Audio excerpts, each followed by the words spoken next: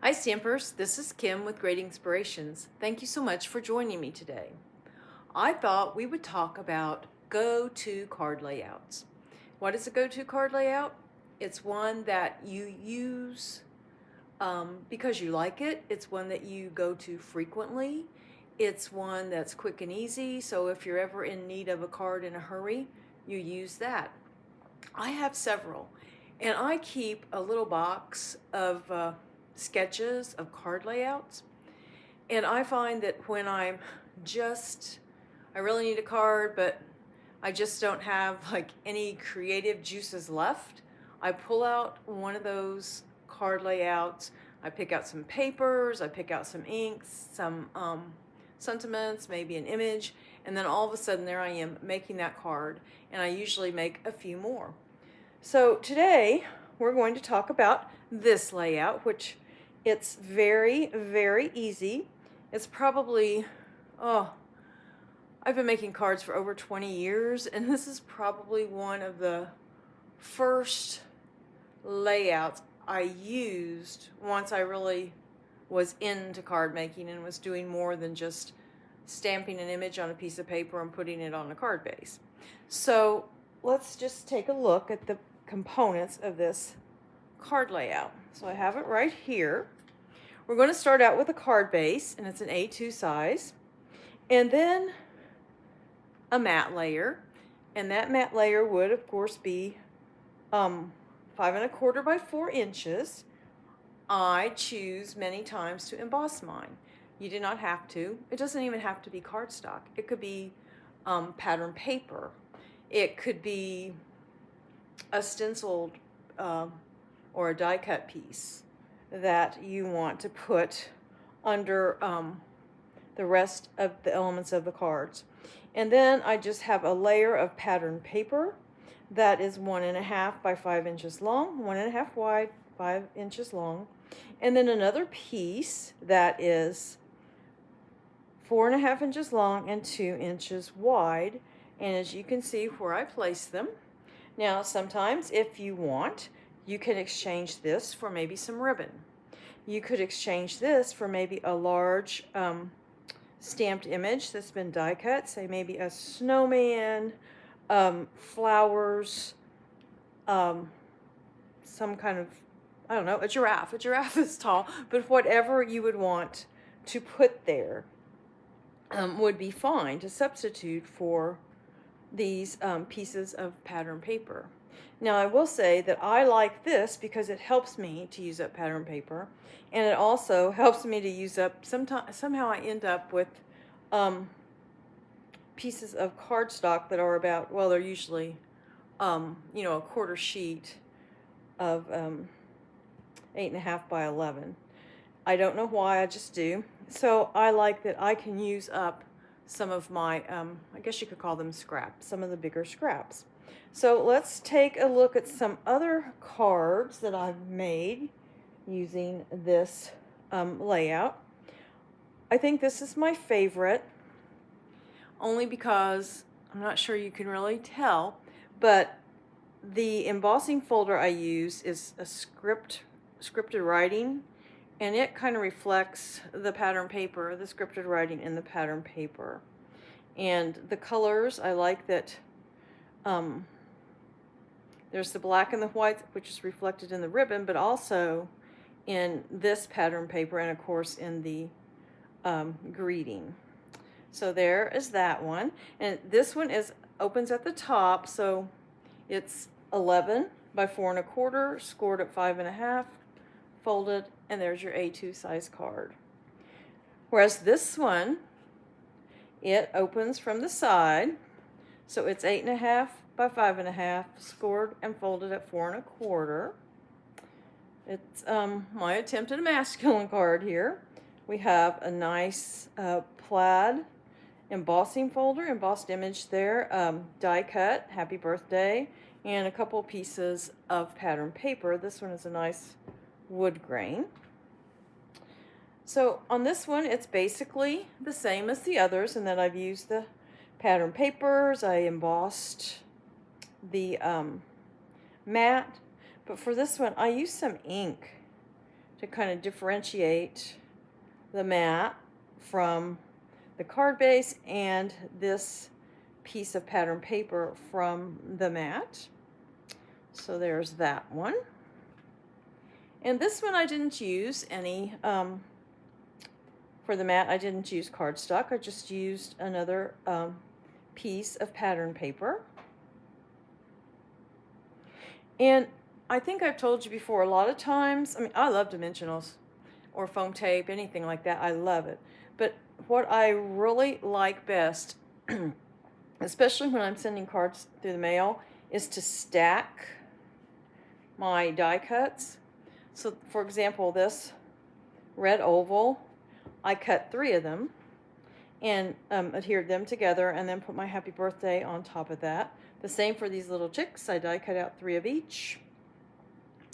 And, of course, I only stamped and colored 1, but to just give it a little extra for going through the mail, and then I can just glue these directly to the sentiment, although at the tops and then on the bottom down here, I have used dimensionals just to hold those in place because they needed lifted up a bit.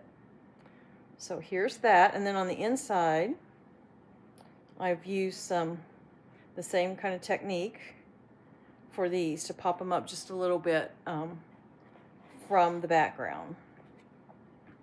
So like I said, instead of the cardstock, I just used pattern paper for that one. And then this one,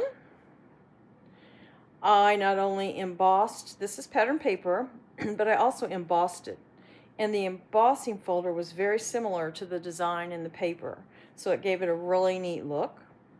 And then this is pattern paper, but I stamped on it. And then each of these pieces of pattern paper has been matted with a mat that is just 1/8 inch bigger than the original.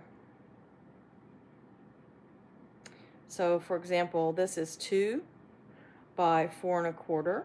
So this would be 2 1/8 by 4 3/8. So there's that one, and then here's the inside.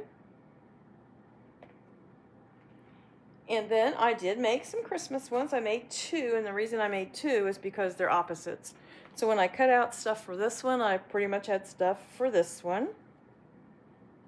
And I made them, they open from the top. So there are those. And then I also made one for Valentine's Day.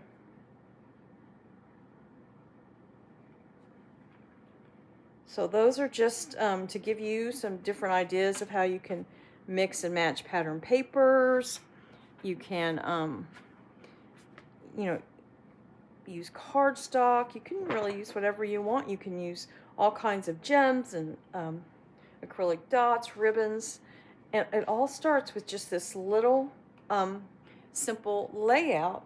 And we will walk through it one time. I'm not going to make the whole card. I've just got some things here, some pieces.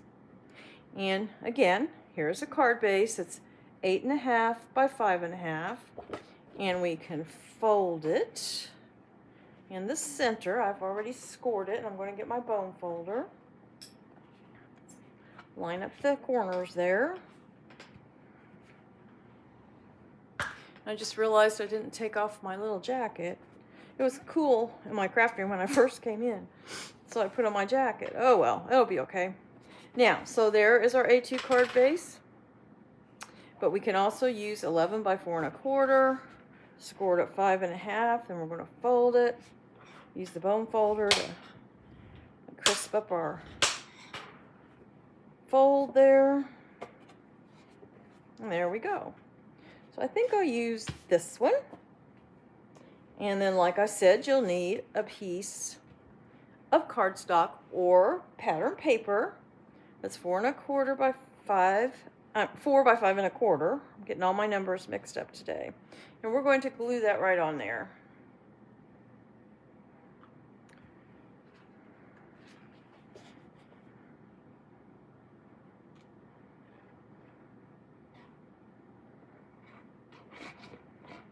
That should do for now.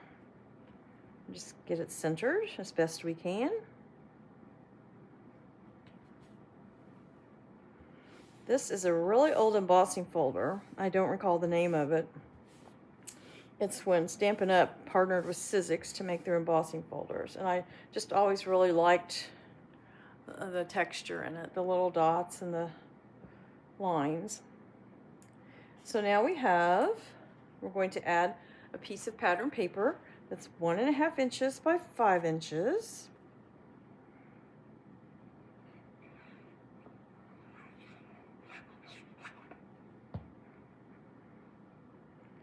And we're going to just line it up. Just pretend like it's another layer. Line it up even on the sides and top and bottom. And then we have this piece. I think I want to turn it this way. Yeah. And we're going to put some glue on it.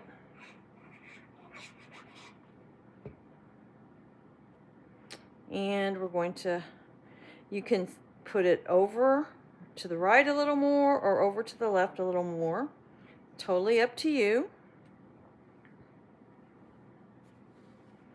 And there we have it. That's the basic layout for this card. And then you can just add a greeting, an image, and the embellishments of your choice. Now I will say, when I added this ribbon on this card, the ribbon is actually around the 2 pieces of pattern paper and adhered to the back of it. I adhered this piece to the longer piece, and then I tied the ribbon around it. So that is what I have for today.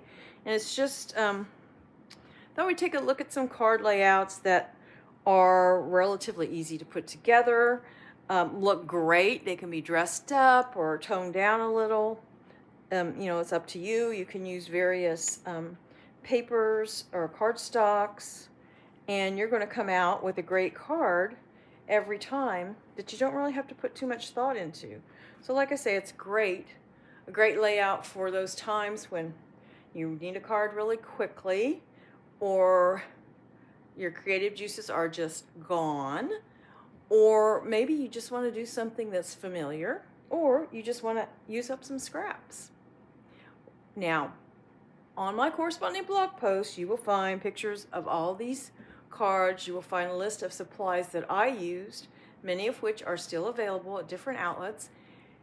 And you will find the measurements, and you will find a cute little chart, and you will find all those things on that blog post. And the link to that blog post is located in the description of this video.